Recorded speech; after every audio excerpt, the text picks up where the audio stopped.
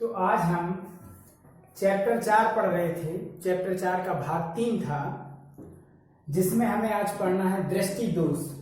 दृष्टि दोष क्या है?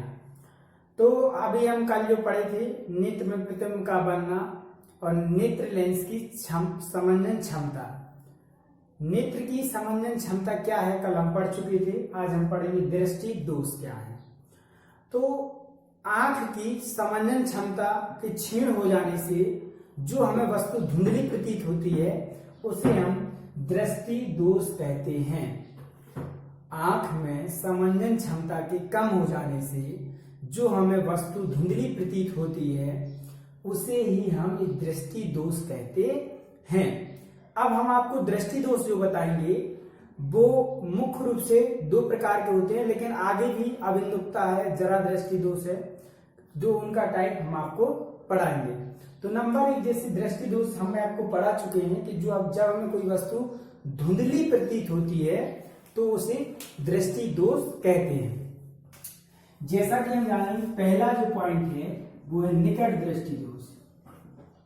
निकट दृष्टि दोष। निकट दृष्टि दोष क्या है? निकट दृष्टि दोष मनुष्य की आंख में एक ऐसा दोष है जिसमें हमें निकट की वस्तुएं तो स्पष्ट रूप से दिखाई देती हैं, परंतु हमें दूर की वस्तुएं स्पष्ट रूप से नहीं दिखाई देती हैं।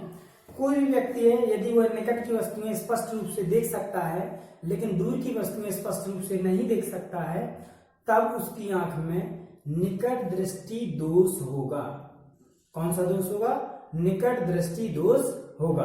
तो निकट दृष्टि दोष जब हम पास की वस्तु स्पष्ट नहीं दिखाई देती हैं, तो क्या क्या कारण हो सकते हैं कि हमें हमारी आंख में निकट दृष्टि दोष हो जाता है? तो मनुष्य की आंख में जब निकट दृष्टि दोष होने के निम्न कारण हैं। जैसे नंबर 1 पहला पॉइंट जो हम आपको बताएंगे वो है नेत्र लेंस में जो पृष्ठ है, नेत्र का जो पृष्ठ है, वक्र पृष्ठ का बढ़ जाना, जिससे फोकस दूरी का मान घट जाता है। नेत्र लेंस में जैसे हम आपको यहां समझिएगा, वक्र पृष्ठ का मान बढ़ जाना, वक्र का मान बढ़ जाना। जो हमारे पास नेत्र है इसमें वक्राकार हो जाता है। जैसे मान लीजिए अभी ऐसा लेंस है हमारे बगल सामान्य स्थिति में, तो लेंस क्या हो जाएगा? वक्राकार आकार बढ़ जाएगा। जब वक्राकार आकार बढ़ जाएगा तो लेंस की फोकस दूरी क्या हो जाएगी? कम हो जाएगी। क्यों कम हो जाएगी? क्योंकि इससे यदि हम गोला बनाएंगे तो इसकी फोकस दूरी अधिक रहेगी, लेकिन इससे गोला यदि बनाएंगे तो इसकी फोकस दूरी कम रहेगी, क्योंकि वक्रता त्रिज्या कम हो जाएगी। तो यदि पहला कारण है कि निकट दृष्टि दोष में यदि नेत्र गोलक वक्राकार हो गया है, तब वहां कैसा दोष हो जाएगा? निकट दृष्टि दोष हो जाएगा, क्योंकि फोकस दूरी का मान घट जाता है। अब दूसरी स्थिति है, रेटिना और नेत्र लेंस के बीच की दूरी क्या हो जाएगी? बढ़ जाती है। रेटिना और नेत्र लेंस के बीच की दूरी क्या हो जाएगी? बढ़ जाने से नेत्र गोलक जो है, गोलक का व्यास बढ़ जाता है। नेत्र गोलक का व्यास क्या हो जाता है? बढ़ जाता है। इसके 2 मुख्य कारण हैं। पहला मुख्य कारण है कि लेंस की वक्राकार हो जाने से फोकस दूरी का मान घट जाता है। दूसरा कारण है कि रेटिना और नेत्र लेंस के बीच की दूरी बढ़ जाती है।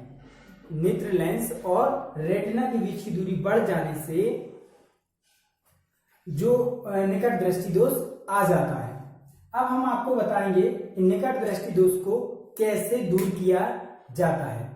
तो निकट दृष्टि दोष को दूर करने के लिए, जैसे कोई भी किरण, रेटिना ये है हमारे पास, रेटिना की लाइन ये है, और कोई प्रतिबिंब यदि रेटिना के पहले बन रहा है और हमें रेटिना तक लाना है, तो हम इसकी किरणों को क्या करेंगे? फैलाएंगे।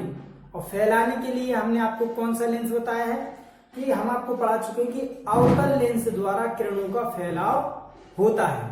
तो हम अवतल लेंस का प्रयोग करेंगे, जिससे समांतर आने वाली किरणें अपवर्तन के पश्चात थोड़ा सा नीचे की ओर फैल जाए, और फैलने से पुनः उत्तर नेत्र लेंस के उत्तर लेंस में जाने से रेटिना पर पड़ जाएंगी।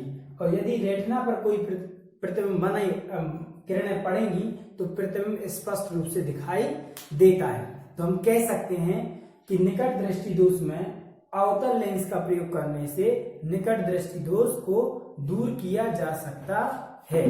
तो इस टाइप से आपको निकट दृष्टि दोष समझ में आया है। दूसरा है हमारा दूरदृष्टि दोष। दूरदृष्टि दोष क्या है?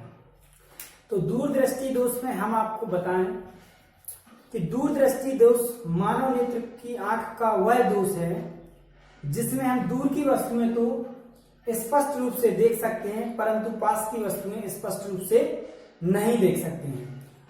हमें दूरदृष्टि दोष में दूर की वस्तुएं तो स्पष्ट रूप से दिखाई देती हैं परंतु पास की वस्तुएं हमें स्पष्ट रूप से दिखाई नहीं देती हैं, तो हम उसे कहेंगे दूरदृष्टि दोष। अब दूरदृष्टि दोष मनुष्य की आंख में आता किस कारण से है वो आपको चित्र में समझाएंगे। जैसे पहला चित्र दिया गया है कि दूरदृष्टि दोष होने पर जो पहला चित्र है वो आंख बनाई है और दूसरे चित्र में हमने आपको उसका निवारण सहित उसकी आंख बनाई है। पहले वाले चित्र में हम देखते हैं कि समानांतर आने वाली किरणें रेटिना पर ना पड़ के रेटिना के पीछे बनती हैं। हम कह सकते हैं कि किरणें रेटिना पर न बन के रेटिना के पीछे बिंदु सी पर बनती हैं, जिसके कारण हमारे पास आंख में क्या होता है, दूरदृष्टि दोष उत्पन्न हो जाता है। अब दूरदृष्टि दोष उत्पन्न होने का क्या क्या कारण हो सकता है, उसके भी मुख्य दो कारण हैं। पहला कारण जो दूरदृष्टि दोष होता है, नेत्र लेंस में वक्रता का कम होना।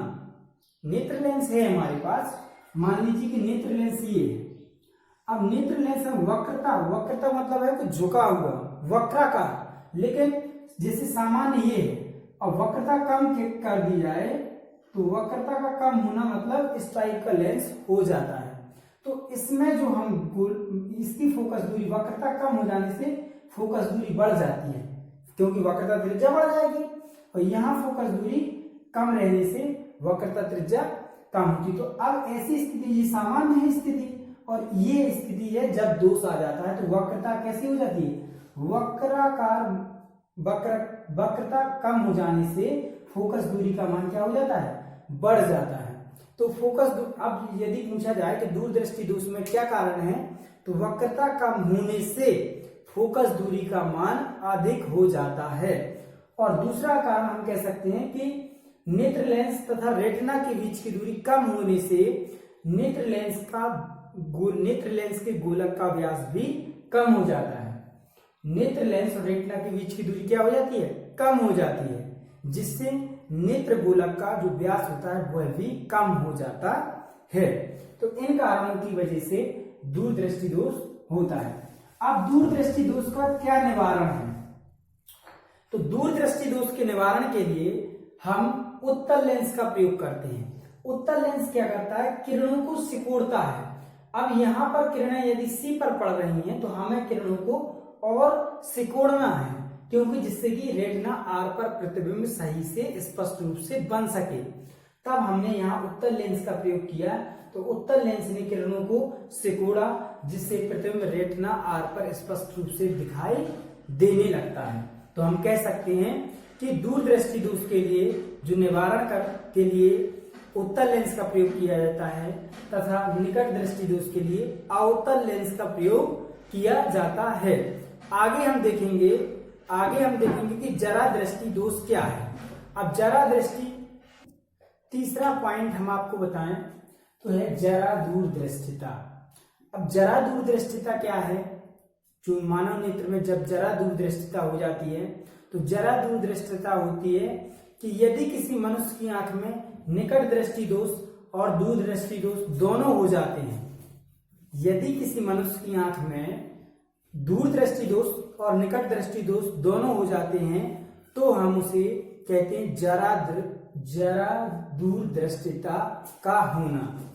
तो जरा दूरदृष्टिता का होना आप समझ चुके हैं कि यदि किसी मनुष्य की आंख में दूरदृष्टि दोष और निकट दृष्टि दोष दोनों हो तो हम कहेंगे उसे जरा दूरदृष्टिता। अब जरा दूरदृष्टिता का निवारण हम कैसे करेंगे, तो जरा दूरदृष्टिता के लिए हम द्विफोक्सी उत्तल लेंस का प्रयोग करते हैं, या हम कह सकते हैं कि द्विफोक्सी लेंस का प्रयोग करते हैं। द्विफोक्सी लेंस का प्रयोग करते हैं। अब द्विफोक्सी लेंस कौन सा कहलाता है? ऐसा लेंस जिसका ऊपरी का भाग जो है, ऊपर का भाग अवतल हो और निचला भाग कैसा हो? उत्तल पृष्ठ का हो, तो उसे द्विफोक्सी लेंस कहते हैं। मतलब कि दोनों अवतल और उत्तल के दोनों लेंस का प्रयोग किया गया है। जैसे हम कहेंगे ऊपर का भाग जो है वो अवतल होता है और निचला जो भाग होता है या नीचे का जो भाग होता है वो उत्तल होता है। तो द्विफोक्सी लेंस का प्रयोग किस में किया जाता है? आप बताइएगा। जरा दूरदृष्टिता में हम द्विफोक्सी लेंस का प्रयोग करते हैं। ऊपर की ओर जरा दूरदृष्टिता के निवारण के लिए जिस लेंस का प्रयोग करते हैं उसे हम द्विफोक्सी लेंस कहते हैं। द्विफोक्सी लेंस में ऊपर का भाग अवतल लेंस का होता है और नीचे का भाग उत्तल लेंस का होता है, तो इसे हम कहेंगे जरा दूरदृष्टिता। अगला जो दृष्टि दोष है, 3 पॉइंट हम पढ़ चुके हैं। अबिंदुकता। अबिंदुकता क्या है? कि ऐसा दोष मानव नेत्र में उपस्थित एक ऐसा दोष है जिसमें एक ही दूरी पर रखी क्षैतिज व ऊर्ध्वाधर वस्तुओं का प्रतिबिंब रेटिना पर एक साथ फोकसित नहीं होता है। अबिंदुकता मनुष्य की आंख का एक ऐसा दोष है जिसमें एक ही दूरी पर स्थित क्षैतिज व ऊर्ध्वाधर वस्तुओं का प्रतिबिंब रेटिना पर एक साथ नहीं पड़ता है या एक साथ फोकसित नहीं होता है, जिसके कारण अबिंदुकता का दोष आंख में आ जाता है। अब अबिंदुकता को क्या कारण है कि अबिंदुकता का दोष आंख में आ जाता है? तो अबिंदुकता का दोष आने का कारण है कि कॉर्निया का गोल ना होना। जो कॉर्निया मनुष्य की आंख का एक ऐसा भाग है जहां सबसे पहले प्रकाश पड़ता है, जो गोलाकार उभरा हुआ आंख का भाग है, तो उसका गोलाकार ना होना, तो हम कह सकते हैं कि कॉर्निया का एक भाग अधिक वक्रता तल वाला होता है और एक भाग कम वक्रता तल वाला होता है। कि एक भाग की अधिक वक्रता होती है और एक भाग की कम वक्रता होने से हमारे पास क्या कौन सा दोष हो जाता है? अबिंदुकता का दोष हो जाता है। अब अबिंदुकता के दोष को निवारण के लिए हम बेलनाकार लेंस का प्रयोग करते हैं। क्वेश्चन पूछा जा सकता है कि बेलनाकार लेंस का प्रयोग कब करते हैं? तो आप बताइएगा कि अबिंदुकता के दोष में हम बेलनाकार लेंस का प्रयोग करते हैं। इस टाइप से अगला पॉइंट है आपको, जो ये तो होगा नेत्र का, जो नेत्र में बाहर से आने वाले दोष हैं। एक दोष और है वर्णांता। वर्णांता है कि मनुष्य की आंख में जो वर्णांता का दोष होता है उसका मुख्य कारण है, जैसे हमने कल आपको बताया कि रेटिना में 2 प्रकार की सेलें पाई जाती हैं, या 2 प्रकार की सेलों में एक शंक्वाकार सेल बताई थी और दूसरा बताया था दंडाकार सेल। तो शंक्वाकार सेल का जो मुख्य कार्य है रेटिना में वो है रंगों का भेद करना या रंगों का आभास कराना। तो वर्णांता जब हो जाती है आंख में तो शंक्वाकार सेलों की संख्या कम हो जाती है। शंक्वाकार सेलों की संख्या कम होने से हमारे सभी रंगों का आभास सही तरीके से नहीं हो पाता है। अर्थात हम कह सकते हैं कि हमारी आंख कुछ निश्चित रंगों के लिए ही सुग्राही होती है। कुछ निश्चित रंग हो जाते हैं, उन्हीं को ही हमारी आंख देख पाती है।